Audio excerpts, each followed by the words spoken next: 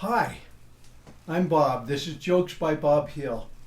Thank you for taking the time and relaxing and listening to some jokes today. Why are politicians like bananas?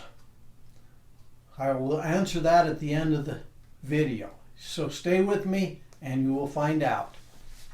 Can you count to 10 in Polish? Well, how does it feel to be dumber than a Polak? This couple, they were just kind of newlyweds and kind of young, and they says, "Hey, let's go out to the cemetery and go walking around." And it was like midnight, really dark, and nobody there, and they got a little frisky and made love there on one of the headstones. Well, the next morning, her back was hurting, and so they took her to the doctor and had her take her clothes off and put a robe on, and so he could examine her back.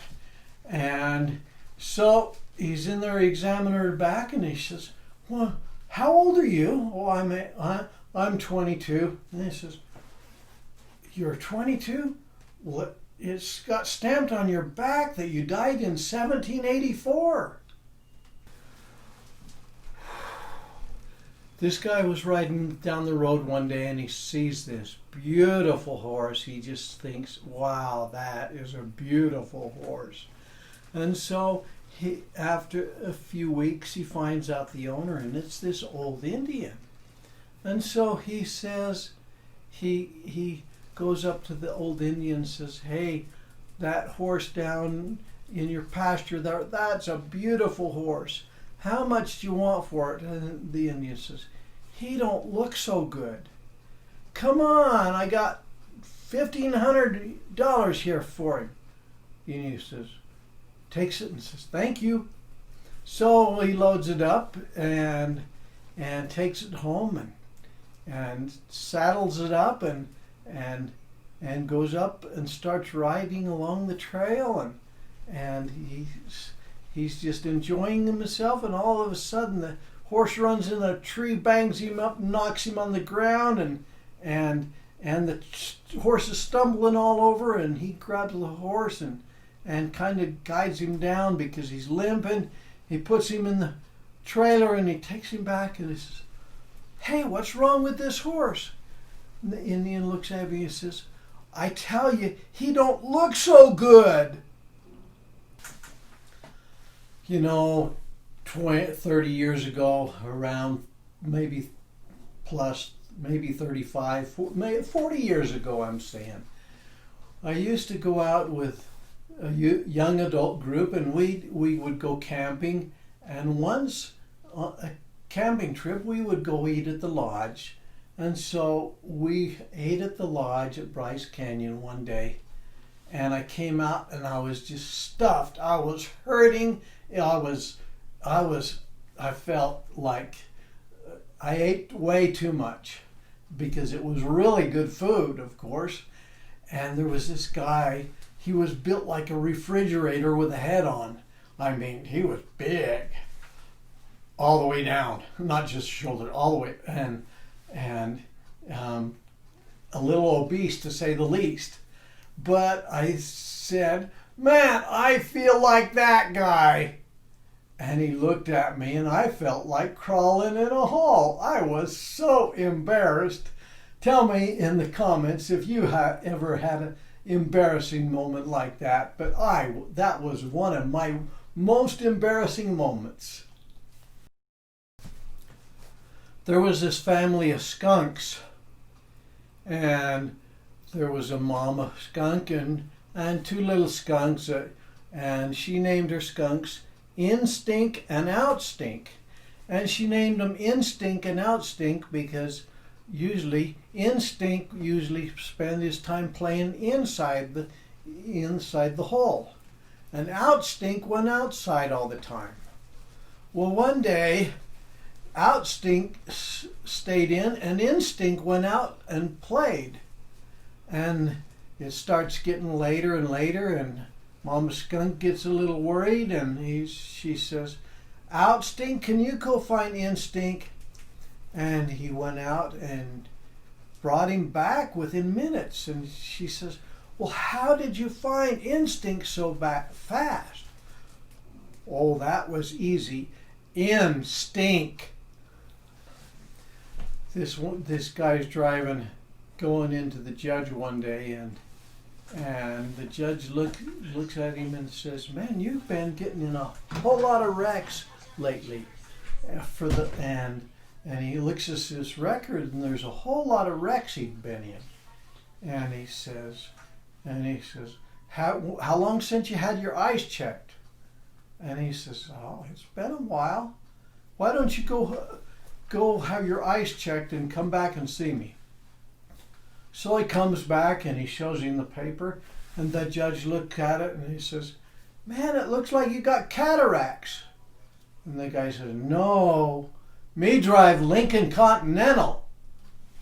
This guy's driving his big truck down the road, and a cat dashes out in front of him, and he feels it hit the tire.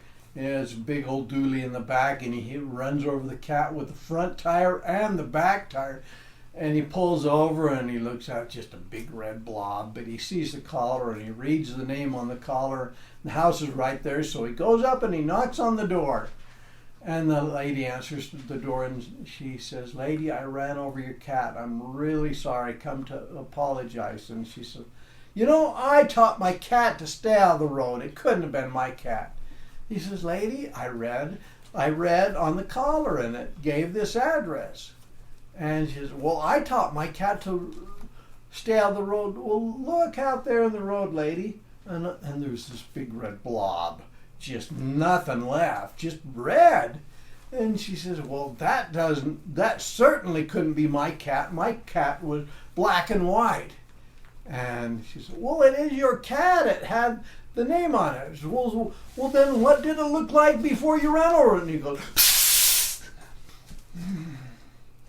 a couple of people came from California to go hunting, and they drove into the parking lot, and they are to the side of the road, and they says, hey, let's go ask that farmer if by chance we can use his horses to go hunting. So they went up to the farmer and they says, hey, can we use your horses to go hunting? And the farmer's kind of relaxed and he says, oh, I think it's okay. And so he helped him with the saddles and the bridles, and they're all ready to go. And so he asked him, well, have you ridden much before? And he said, just a little bit, but while we're at it, can we shoot off these horses? The farmer says, sure, you can shoot off the horses. And so off they went.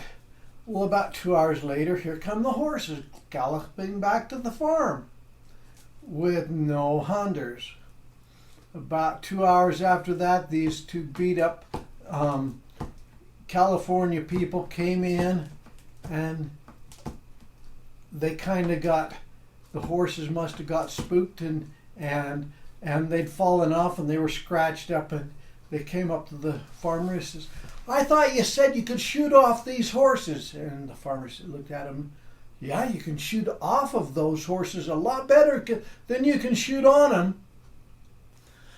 This guy went into the pet store one day and says, hey, I'd like a nice canary for my wife. She really likes the way canaries sound. And so they went out. So the pet store owner says, hey, I have one he just sings all the time. And so he bought the canary and took the cage and it home, and it was just beautiful. But then one day, about a week later, he noticed the canary only had one leg. And so he's concerned, and he took it back to the pet store and he says, hey, this canary only has one leg. Can you see that?